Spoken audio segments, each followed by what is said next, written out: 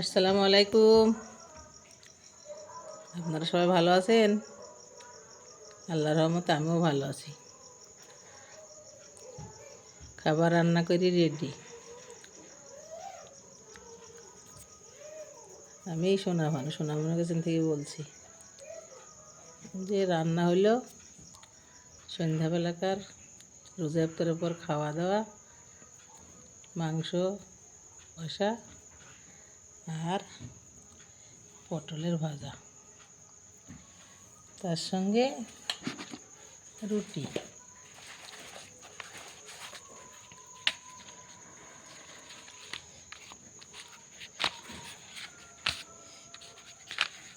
এখন পটল ভাজা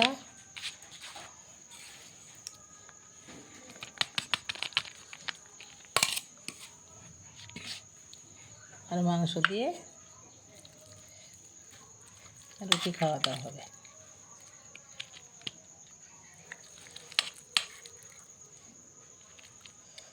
আপনারা কি খাওয়া দাওয়া করলেন দর্শক? আমার ভাইয়ের বউ জরিনা বলছে আপা রান্না করে পাঠিয়ে দেন, পার্সেলকে দিয়ে পাঠাবো।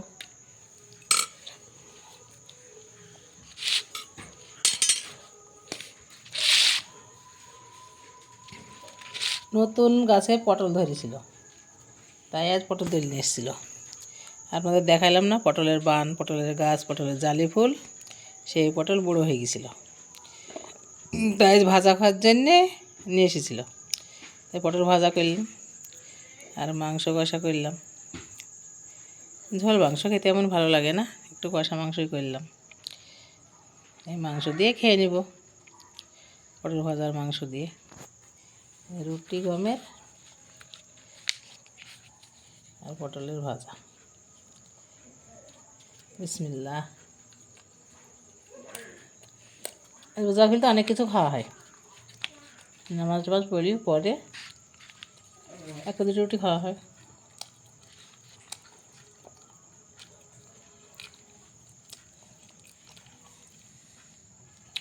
আমার ভাইয়ের বোরা সব বাংলাদেশে, প্রতিদিন বলবে আপু পার্সেল করে পাঠিয়ে দেন। কোথায় কোথায় থাকে জানেন, অনেক দূর দূর। আমার ছোটো ভাইয়ের বউ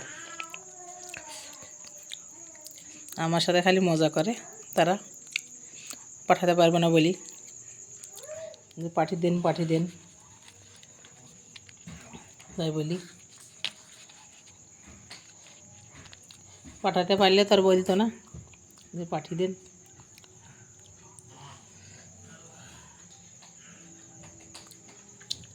যে মাংস কষা 3 কেজি মাংস নিয়েছিলাম, সুন্দরভাবে কষে গামলা ঢেলে দেখলাম। সন্ধ্যা সকাল খাওয়া হবে। আপনারা সবাই ভালো থাকেন, সুস্থ থাকেন, সুন্দর থাকেন।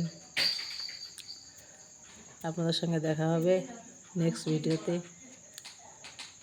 রমজানটা ভালোভাবে কাটান, ঈদটা যেন ভালোভাবে সবারই জীবনে আসে, কোনো দুঃখ যেন কেউ না পায়, সুস্থভাবে যেন ঈদ কাটানো হয়।